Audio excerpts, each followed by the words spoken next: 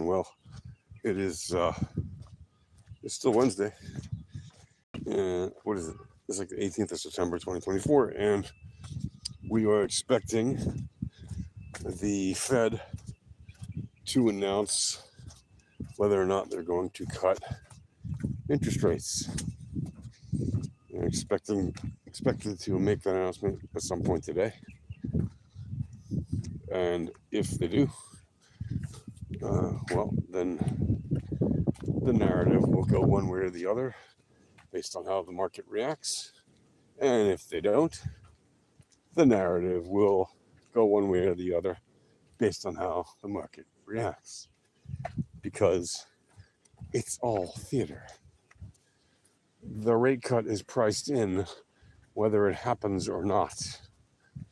If it happens, we know what happens typically under quote unquote normal circumstances, and we know what doesn't tend to happen under quote unquote normal circumstances.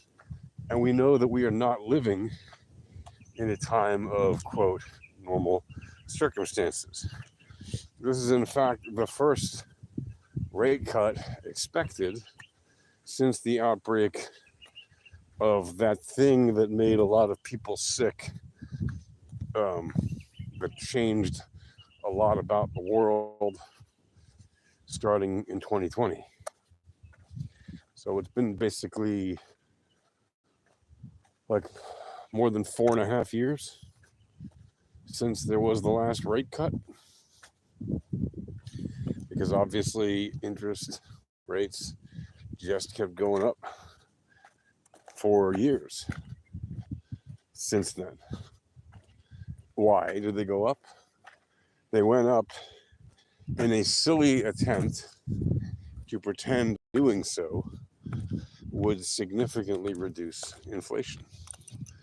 And while you can say, well, demonstrably, according to the normal statistics that we use to show inflation in the United States, and you can show that the rate of inflation has decreased to the nominal levels that were targeted 4 years ago, it's not true. You can say it, but it isn't true. And why do I say that? Yes, you can say, according to the statistics that we normally use. Okay, I can also say the statistics that are normally used are irrelevant to the actual real inflation rate, because the inflation rate calculations don't take into account things that actually matter. Okay, 70 years ago, 80 years ago, when inflation rates were being calculated, the prices of things was vastly different, and the use of things, the things that actually people spent money on to live month to month, was vastly different. So housing 70, 80, or even 50 years ago, whether you bought or rented, your mortgage or your rent did not usually cost you anywhere from 30 to 50% of your income. It is not unusual in today's market, since even more than 10 years, for people to actually spend somewhere between 30 to 50% of their income on their housing, which I know sounds nutty to anybody over the age of 40, that anybody would spend that much on housing, and that we are shocked that it has come to this. But people who are under 40 have basically lived in that reality forever. Right? They've never lived in a world where housing didn't cost above 25% of their income on average. To them, 30%, no big deal. 40%, yeah, it's a little bit high, but not a big deal. 50%, okay. You're living, a slightly expensive lifestyle, but it's certainly not unheard of. Or you're living a little bit beyond your means, but you're not managing your funds as well as you might. But it's not unheard of, because maybe that's your only option, or maybe you just have reasons to spend that much. Utilities like electricity were not common to be paid 70, 80 years ago. And the price of electricity was a lot lower in terms of how much of your purchasing power you spent on electricity even 50 and 40 and 30 years ago. You can say, but my electric bill is higher now. Yeah, your electric bill is not only higher, your purchasing power is also lower, so it's even higher than just higher, right? Even if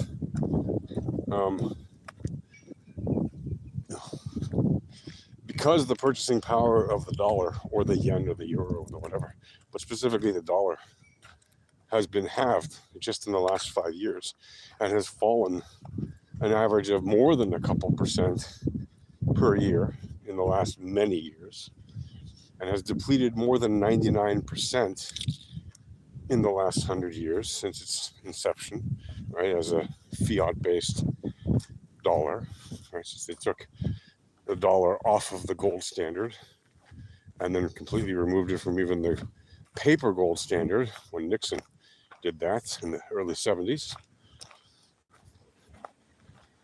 Since that time, people's purchasing power has shifted completely negatively, and the things we actually spend money on to live include more and more electricity. We also use a bit more water per person than people used to.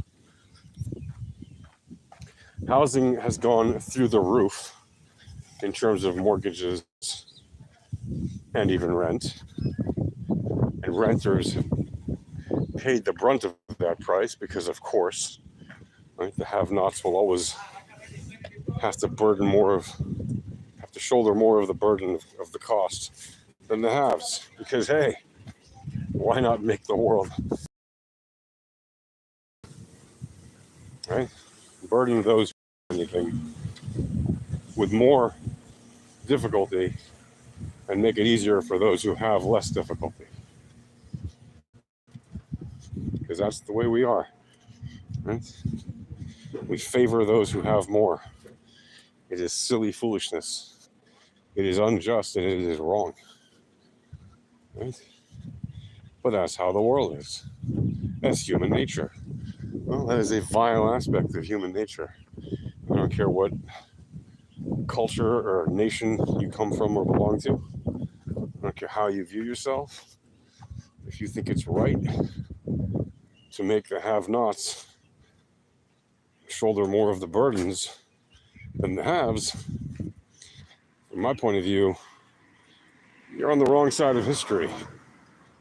And history is replete with revolutions because people who have not are sick and tired of being treated like utter garbage and forced to pay the burden of sustaining society, while the haves live in the lap of luxury and do little or nothing to help the have-nots and do everything they can to enrich themselves further, while essentially scoffing and laughing at the have-nots.